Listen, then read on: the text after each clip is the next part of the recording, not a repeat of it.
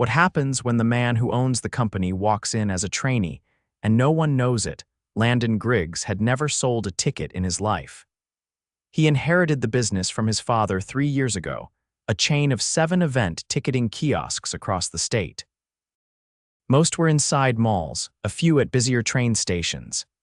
The company had been around for decades, but lately, complaints were creeping in: long wait times, rude staff, high turnover. Landon had heard enough from his district manager, who always had some excuse. It's the labor pool in that area, or the younger staff just don't want to work. But none of that sat right with him. His dad used to say, if you want to know the truth, don't look at the reports, look at the people. So Landon decided to do just that. He picked the Westfield Mall kiosk store number 5.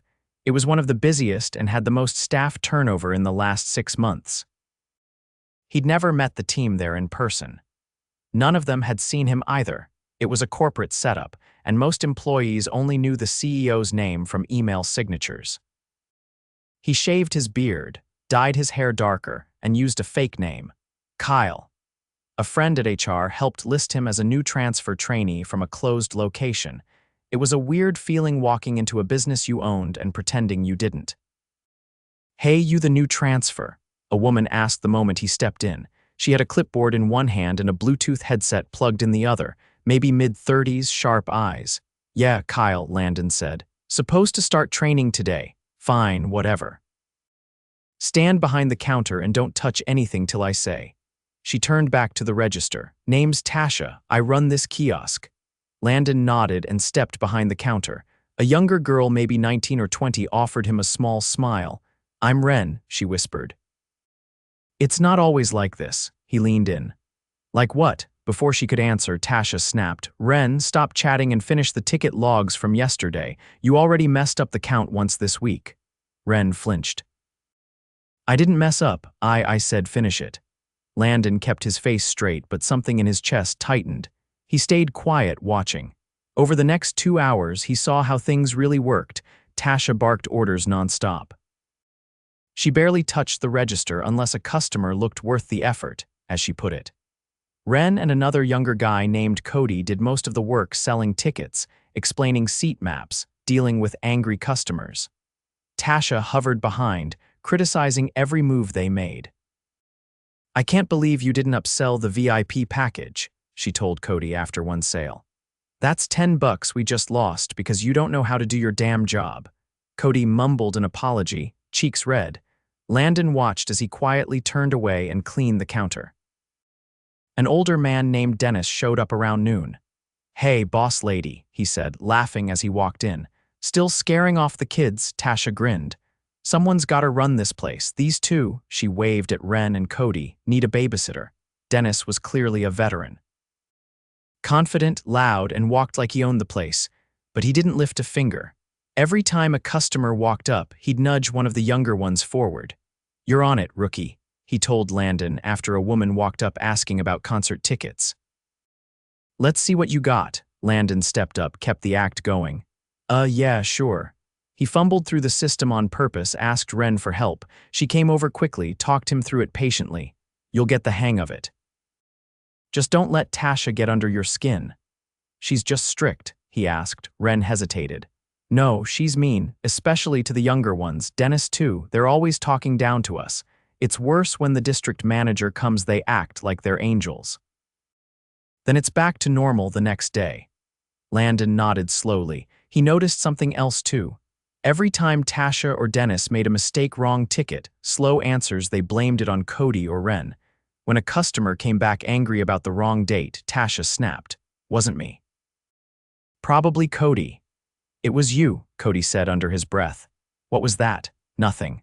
Landon felt his stomach twist. He didn't expect this. He thought maybe he'd find lazy workers or disorganized systems. Not this, not bullying, not manipulation. By late afternoon, the pressure was obvious.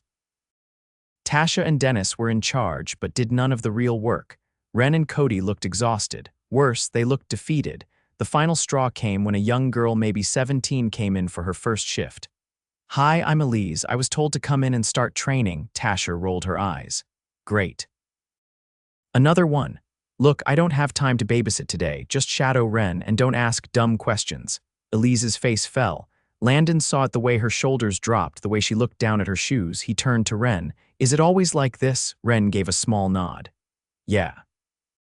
Most new hires don't last a week. Landon looked around. Tasha was laughing with Dennis in the back. Cody was restocking flyers alone. He didn't say a word. But in that moment, he decided something had to change. The next morning, Landon arrived 15 minutes before opening. The mall was nearly empty, the echo of his sneakers bouncing off tile as he made his way to the kiosk. Ren was already there, unlocking cabinets and organizing the brochures. She looked up when she saw him. You're early, she said, surprised. So are you, Landon replied. She gave a shrug. If I don't prep everything now, I won't get a chance once the line hits. She didn't say it with bitterness. More like she'd accepted the way things were. Landon didn't respond. Instead, he helped restock the ticket sleeves and organize the counterfeit detection pens. Ren watched him for a moment, then handed him the day's printout. You want to learn the price matrix. It's faster than asking every time.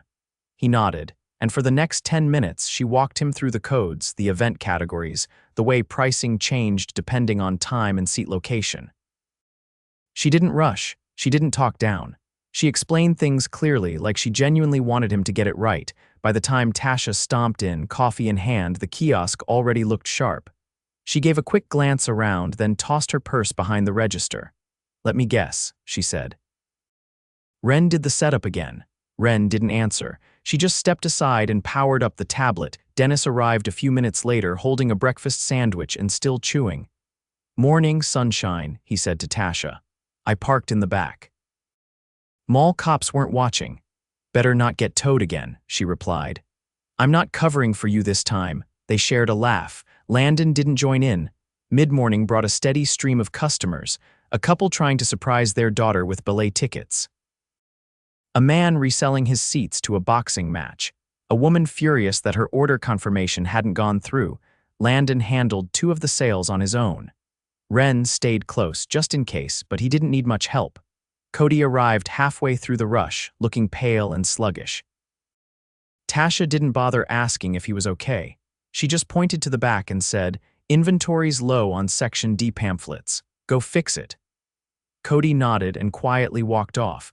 After the customer line dwindled, Landon stepped back to breathe. He turned to Ren and asked, What's up with Cody today? She hesitated, then said, His mom was in the hospital last night. He only got a couple hours of sleep. Did he tell Tasha? He tried, Ren said.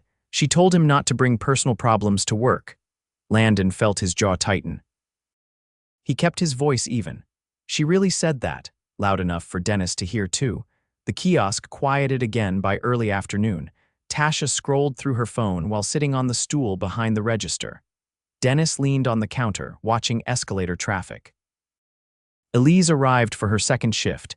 She approached cautiously, her posture tighter than the day before. Tasha didn't look up. Ren, she's yours again. Elise gave a small wave. Hey, I practiced the sales script last night. Good, Ren said, stepping forward. Let's do a dry run before we get busy. They moved to the side and began practicing. Elise stumbled a few times, misreading a few of the event codes. Ren corrected her gently, encouraging her to slow down and breathe. Dennis leaned toward Tasha. Gonna be another dropout. Tasha snorted. She looks like she's 12. Probably still calls her mom to ask permission to go out. Elise heard it. She didn't say anything, but her voice cracked on the next line and she stepped back, blinking quickly. Landon froze. Something in him snapped. He turned toward them, keeping his tone level. What's the point of saying that? Dennis looked over, surprised. What does making fun of her age accomplish? Tasha raised an eyebrow.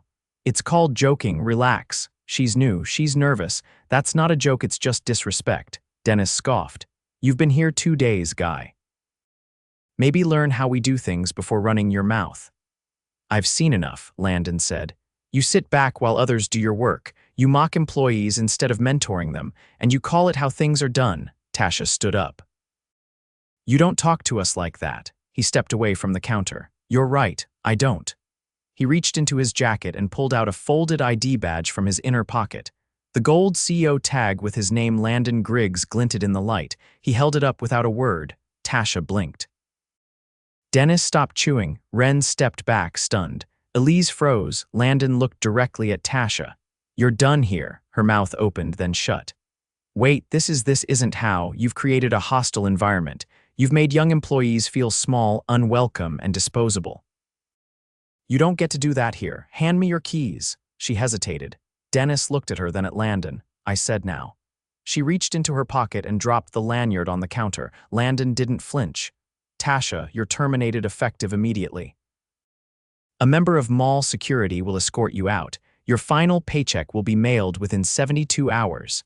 She didn't argue, just grabbed her purse and stormed off, muttering something under her breath. Landon turned to Dennis.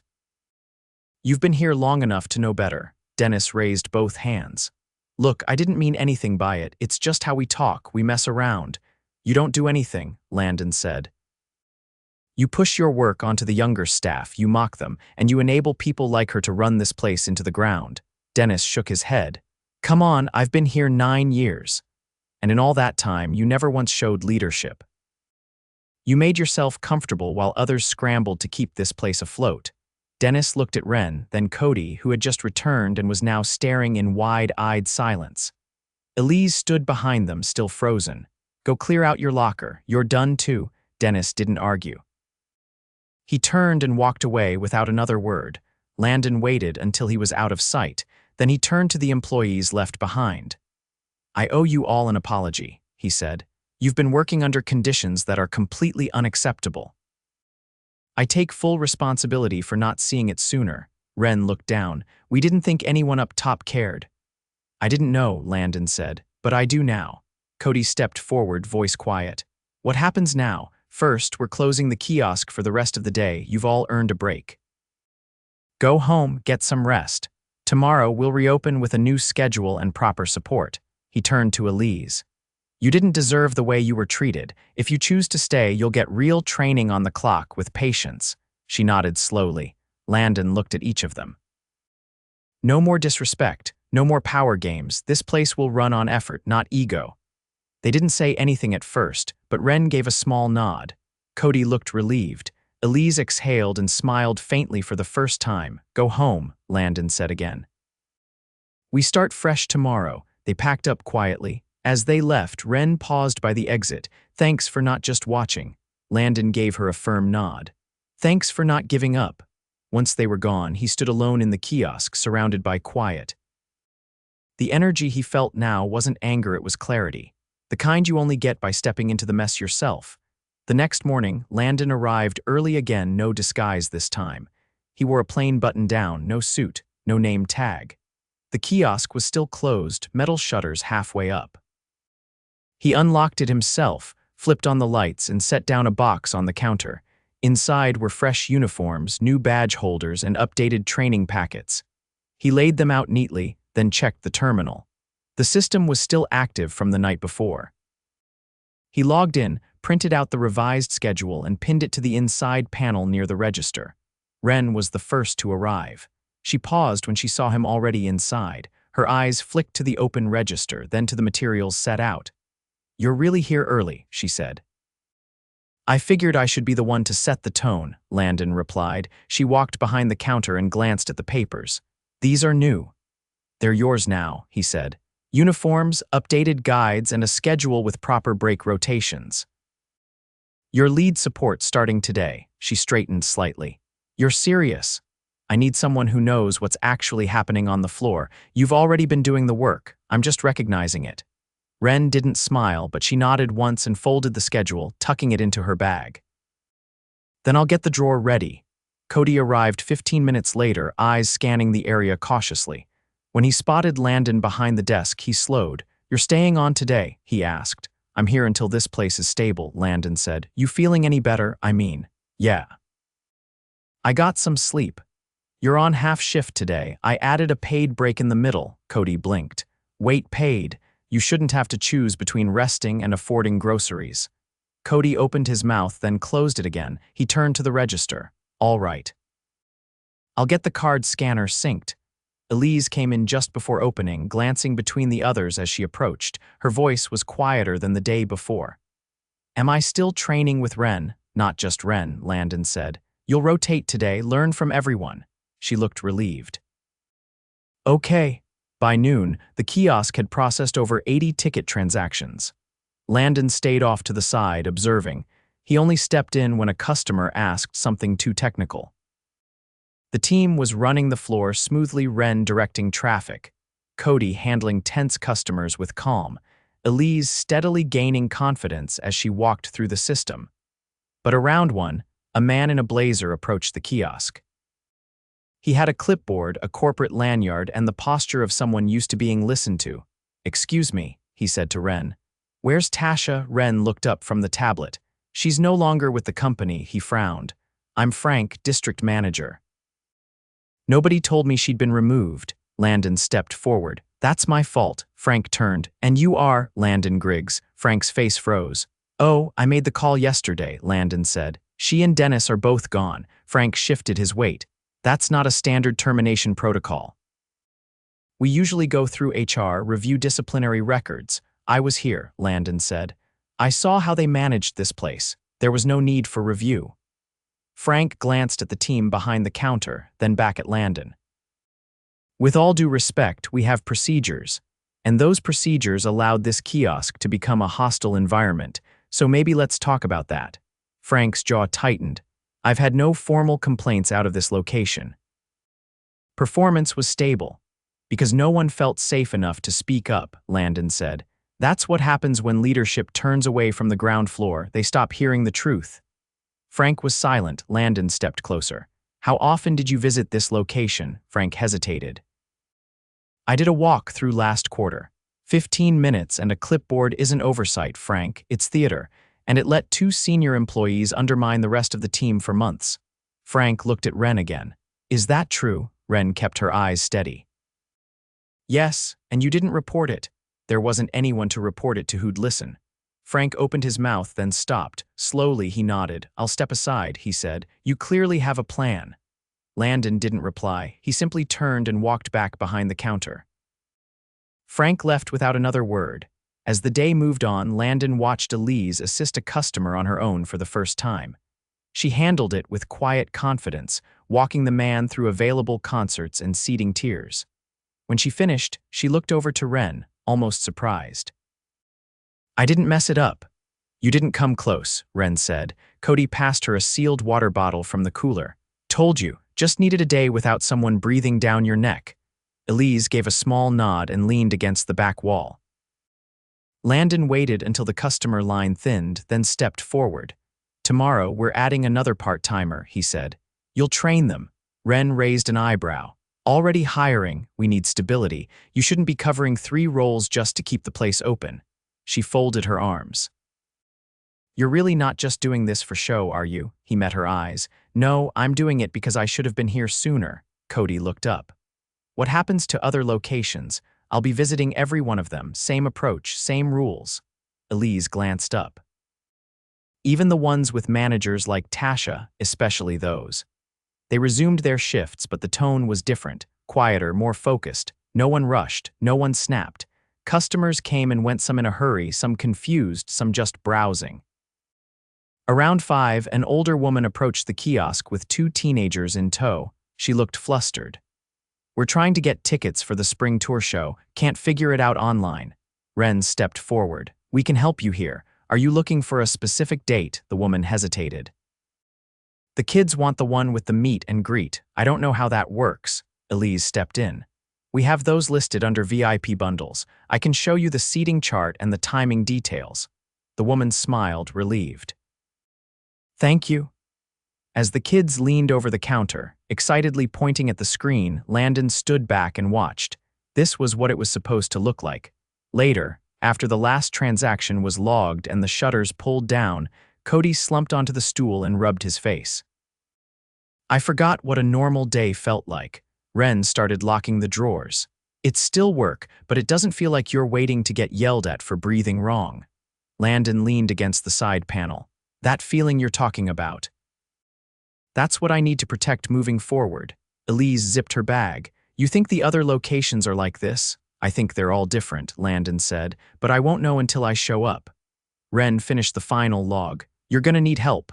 "I know," he said. But I also know who to ask when the time comes. They didn't say anything else. Ren turned off the lights. Cody grabbed the trash. Elise held the door open. When they walked out together, there was no ceremony, no big speech, just the quiet satisfaction of a day done right. And for the first time in a long while, Landon didn't feel like the owner of a company. He felt like part of a team. 3 weeks later, Westfield Kiosk no longer felt like a place people survived, it felt like a place people ran. The changes weren't flashy. There were no banners, no sweeping corporate announcements, just structure. A steady flow of updates that made the days more manageable. A new part-timer, Alyssa, had joined the team. She was quiet but picked things up fast. Ren had taken the lead on training, and Landon hadn't needed to ask twice, she just handled it. There were still long days. The rushes were still brutal.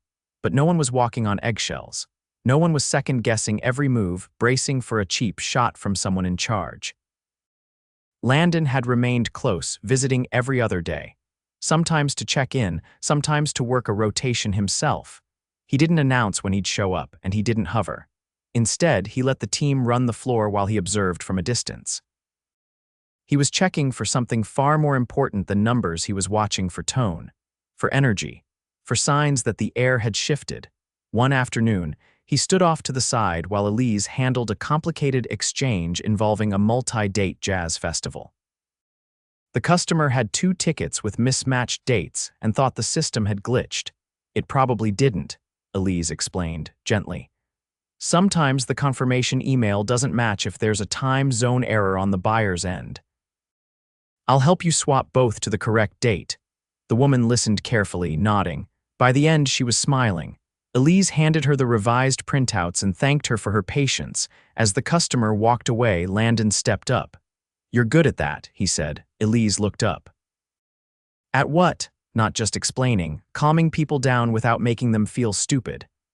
I used to panic when someone looked frustrated, she said. Now it's just part of the job, he nodded. That shift in you, that's what we're trying to build across every location. She looked at him, curious. Are they all as bad as this one was? No, but some are close. She didn't ask which ones. She just returned to organizing the desk. That night after closing, Landon sat down with Ren in the break alcove behind the kiosk. It wasn't much, just a bench, a bulletin board, and a vending machine. But it was quiet, and that was enough. He handed her a folder. What's this? She asked. Formal promotion. Assistant floor lead region-wide. You'll still work here a few days a week, but I want you traveling every Friday to a different kiosk. Observe, report, and help the teams get aligned. She flipped the folder open, scanning the page. Why me? Because you know what it looks like when things go wrong. And you didn't let it turn you bitter. Never thought that would qualify me for anything. It's exactly what qualifies you. She set the folder down. What happens to the people who let it happen? The ones who didn't do the bullying but looked away. I'm not interested in punishment just to make a point, he said. But if someone's in a leadership role and they kept silent while people got hurt, they're not staying in that role. She leaned back against the wall. I used to think this place was just a stepping stone, something to deal with until something better came along. What do you think now? I think if people like Dennis or Tasha had never been hired, this could have been better all along. That's why we're changing how we hire, he said. Starting next quarter, every kiosk manager will be required to shadow floor staff for a full shift before their final interview. If they can't handle the work, they don't get to lead it. She smiled faintly. That's smart. It's overdue. The next morning, Landon visited the kiosk again, but this time he brought someone with him. A woman in her early 40s, dressed simply in dark slacks and a gray blouse. Her name was Marla, and she had a clipboard tucked under one arm. He introduced her to the team as the new regional HR liaison. Not someone who would visit once a year, but someone who would rotate through the locations every month, interviewing staff privately, checking logs, and making sure what happened at Westfield never repeated itself. Cody raised an eyebrow. So we'll have someone to talk to if things go sideways again. Not just talk to, Marla said. You'll have someone who's empowered to act. Landon stepped forward. This isn't about making people afraid. It's about making sure no one gets ignored. Ren pointed toward the back closet. You'll want to check the old written logs. There were a lot of notes from last year that never got uploaded. Marla nodded. I'll start there. Later that week, Landon made his final visit before stepping back from daily oversight. He didn't tell anyone it was his last day on site. He just blended in, helped with a few ticket pulls, and observed the shift. At one point, Alyssa approached him near the back counter. "Hey, I've been meaning to ask," she said. "When you first came in undercover, did you know what you were looking for?" He thought for a second. "Not exactly. I knew something was wrong, but I didn't know how deep it went." She nodded. "I think if you hadn't shown up, I probably wouldn't have stayed past my first week. That's why I came, because too many good people were one bad shift away from quitting." She looked over at Cody, who was mid-conversation with a customer about a sports package. "He's different now. More confident. He's always been capable," Landon said. "He just needed space to prove it." That evening, Landon gathered the team after closing. No speeches, no promises, just a quiet moment shared around the counter, coffee cups in hand. "This place will keep changing," he said. "Not because one person made it better, but because all of you held the line when it was hard. That matters." Ren sipped her drink. "What about you? I'll be around, just not every day. The point of all this is so you don't need someone watching to do things right." They didn't clap. They didn't cheer. They just stood there, a team that had come through something difficult and come out whole. When Landon left the mall that night, the parking lot was mostly empty. He paused near the exit and looked back once, just long enough to see the faint glow of the kiosk lights turning off. It didn't feel like he was walking away from anything. It felt like he'd finally come back to where leadership was supposed to begin.